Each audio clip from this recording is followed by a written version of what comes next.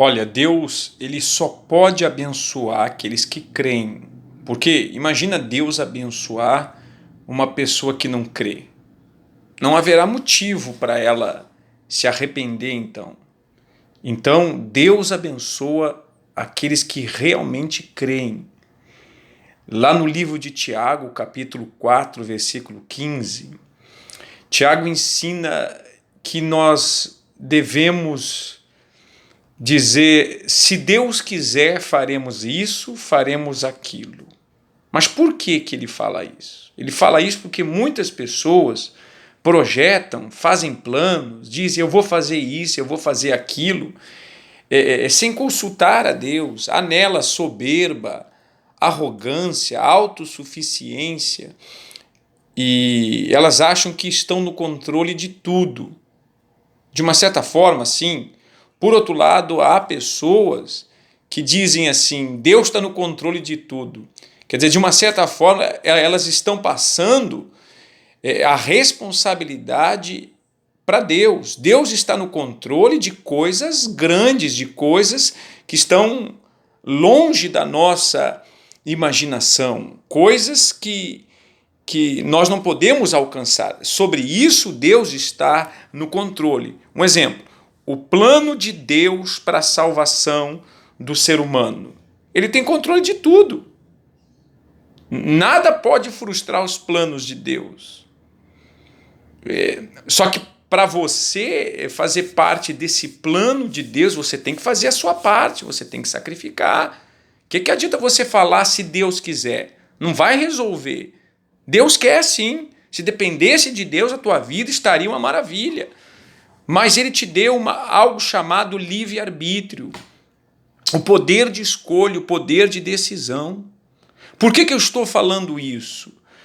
Nós estamos falando sobre a revolta. Hoje, provavelmente você vai assistir o culto e o bispo vai falar também sobre revolta, que é o assunto que nós estamos falando. Qual é a revolta da fé? Diferente da rebeldia, como nós falamos no vídeo anterior. A revolta da fé é aquela que tu tem conhecimento do plano de Deus, da vontade de Deus, que é boa, perfeita e agradável. Ou seja, você sabe qual é o plano de Deus, que é bom, que é perfeito, que é agradável. Aí você compara com o que você tem vivenciado.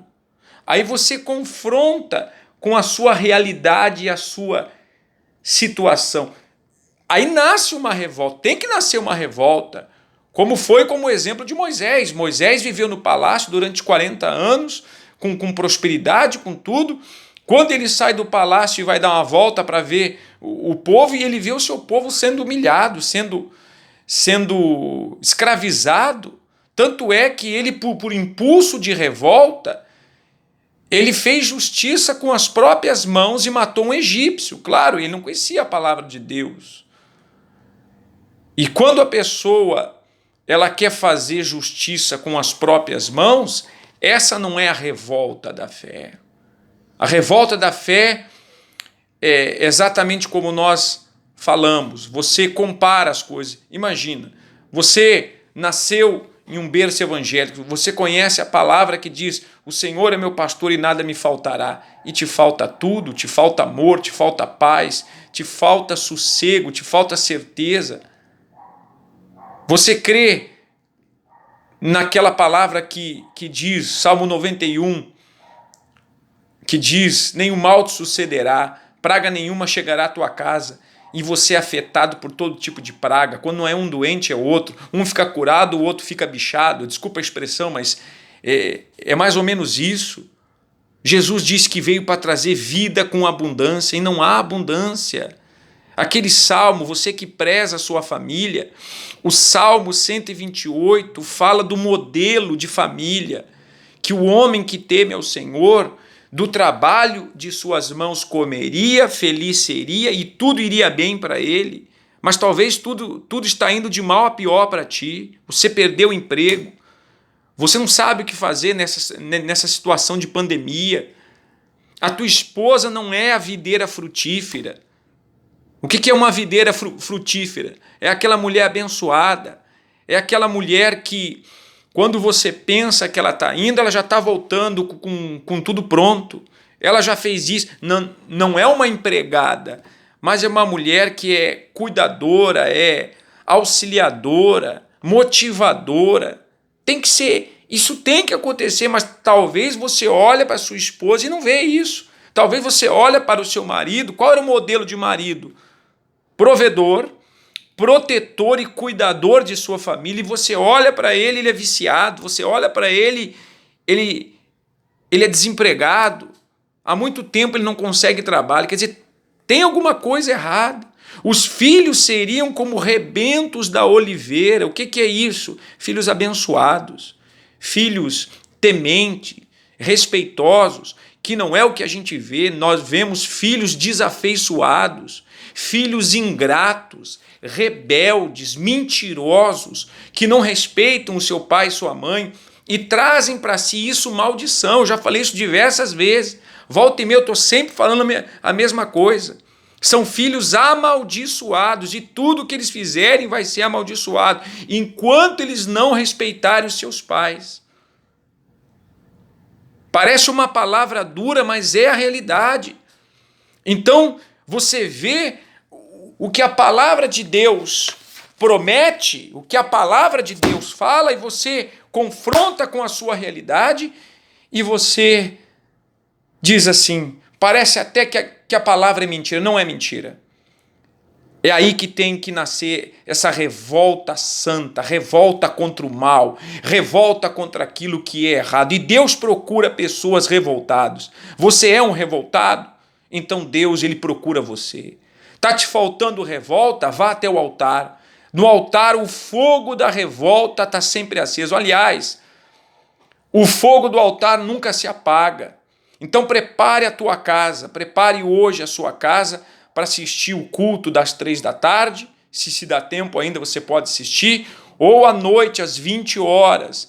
Mas independentemente do que vai ser falado, se você pode vir até o altar, venha até o altar. Eu estou chamando você para vir até o altar, porque quanto mais longe do altar, mais fraco você fica. Nem que você tenha que vir. Às vezes a pessoa se preocupa. Pastor, eu vou na igreja levar o meu dízimo. Estou pouco preocupado se você vai trazer ou não. Sabe que quando um não traz, o outro vai lá e traz. Eu estou preocupado com a sua fé, é com a sua salvação. Ainda que você venha só fazer uma oração, vá até o altar. Se você está em trânsito, vá até o altar. Eu estava lendo hoje sobre a profetisa Ana, na época de Jesus, que foi uma senhora de 84 anos. A Bíblia diz aqui, bem escancarado aqui, ó. Deixa eu achar aqui. A viúva de quase 84 anos não se afastava do templo, quer dizer, ela ficou casada durante 7 anos apenas, bem nova. Todos esses anos, por mais que ela teve a amargura de ter perdido o marido, ela servia a Deus com prazer e não se afastou do templo. Não se afaste do templo, não se afaste do altar. Eu sei que talvez você é um senhor, uma senhora de idade, e devido às medidas aí de segurança, de precauções, nós estamos orientando as pessoas de mais de 60 anos não virem, não saírem de casa. Mas mesmo que você esteja em casa, você pode estar próximo de Deus. Não se distancie na fé. Assista às reuniões. E se você puder, amanhã depois, pede para um neto seu vir rapidamente, trazer você, talvez, até o altar, mas o que você não pode é ficar distante. Então, prepare a tua casa para a escola da fé. E eu tenho certeza que Deus, ele vai abençoar. Então, lembre disso. A revolta que Deus procura é a revolta santa. A revolta que, quando você vê a realidade e conhece a palavra de Deus, você não aceita aquela situação. Eu já falei em outras situações. A diferença entre quem vence um problema e quem não vence ou aceita o problema é que muitas pessoas veem o problema como um problema comum. Então elas se adaptam ao problema e aceitam o problema. Agora a pessoa que é de Deus, ela vê aquele problema não só algo que está incomodando ela, mas ela vê o problema como uma afronta à sua fé, uma afronta ao seu Deus. Então, acenda essa revolta dentro de você e Deus ele vai te abençoar. Deus abençoe.